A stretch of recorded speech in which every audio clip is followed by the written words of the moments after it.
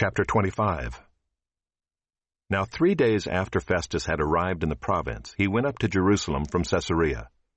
And the chief priests and the principal men of the Jews laid out their case against Paul, and they urged him, asking as a favor against Paul, that he summon him to Jerusalem, because they were planning an ambush to kill him on the way.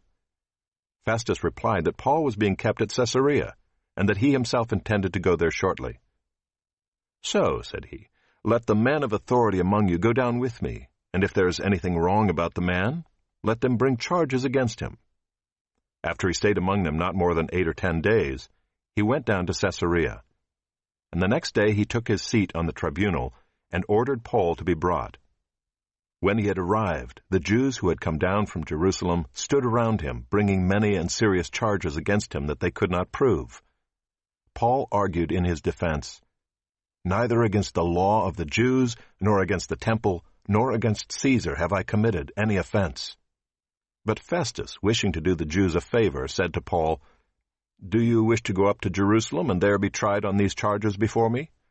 But Paul said, "I am standing before Caesar's tribunal, where I ought to be tried. To the Jews I have done no wrong, as you yourself know very well. If then I am a wrongdoer, and have committed anything for which I deserve to die, I do not seek to escape death. But if there is nothing to their charges against me, no one can give me up to them. I appeal to Caesar." Then Festus, when he had conferred with his council, answered, "To Caesar you have appealed, to Caesar you shall go." Now when some days had passed, Agrippa the king and Bernice arrived at Caesarea and greeted Festus. And as they stayed there many days, Festus laid Paul's case before the king, saying, "There is a man left prisoner by Felix, and when I was at Jerusalem, the chief priests and the elders of the Jews laid out their case against him, asking for a sentence of condemnation against him.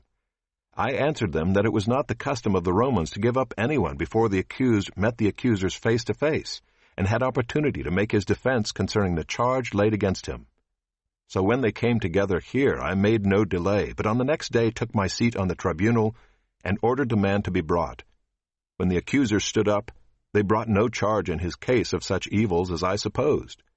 Rather, they had certain points of dispute with him about their own religion, and about a certain Jesus who was dead, but whom Paul asserted to be alive. Being at a loss how to investigate these questions, I asked whether he wanted to go to Jerusalem and be tried there regarding them. But when Paul had appealed to be kept in custody for the decision of the emperor, I ordered him to be held until I could send him to Caesar."